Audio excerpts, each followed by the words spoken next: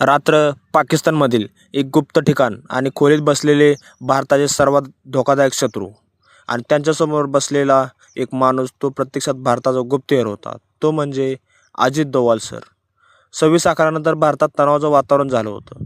2008 Mumbai attacks देश खूप हादरला होता आणि याच काळात सुरू झाली भारताची गुप्तहेर मोहीम. डोवाल सर पुन्हा एकदा पाकिस्तानमध्ये शिरले. यावेळेस एक साधा माणसाच्या वेशात. ना कोणती ओळख, ना कोणतं संरक्षण, फक्त एक मिशन: भारतावर होणारा पुढचा हल्ला थांबवणं.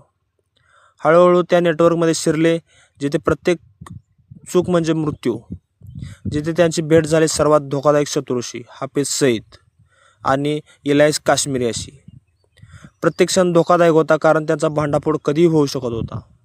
आणि एक दिवस ते घडले. त्यांना एका खोलीत नेण्यात आलं आणि तिथे सगळ्यांच्या नजरा त्यांच्यावर होत्या. त्यांना समजलं खेळ आता संपला आहे, पण खरा खेळ सुरू झाला होता. डोवाल सर शांत बसले, ना घाबरले ना काही बोलले, कारण त्यांना माहीत होतं योग्य वेळ येईपर्यंत थांबणं हाच एकमेव पर्याय आहे. आणि मग अचानक बाहेर जोरदार स्फोट झाला.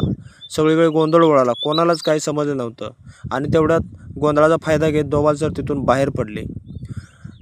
तो मिशन पूर्ण झाला होता, एक धोका टळला होता आणि पुन्हा एकदा एक गुप्तहेर सावली नाहीसा झाला. ना कोणतं क्रेडिट, ना कोणती ओळख, फक्त एक काम: देश सुरक्षित ठेवण्याचं.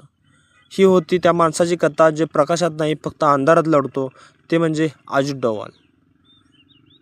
जय हिंद. मित्रांनो, व्हिडिओ कसा वाटला व्हिडिओमध्ये कमेंट करा. व्हिडिओ आवडल्यास लाईक करा आणि चॅनलला सबस्क्राईब करा. आणि या व्हिडिओमध्ये आणि काय ॲड करायला पाहिजे होतं कमेंटमध्ये सांगा.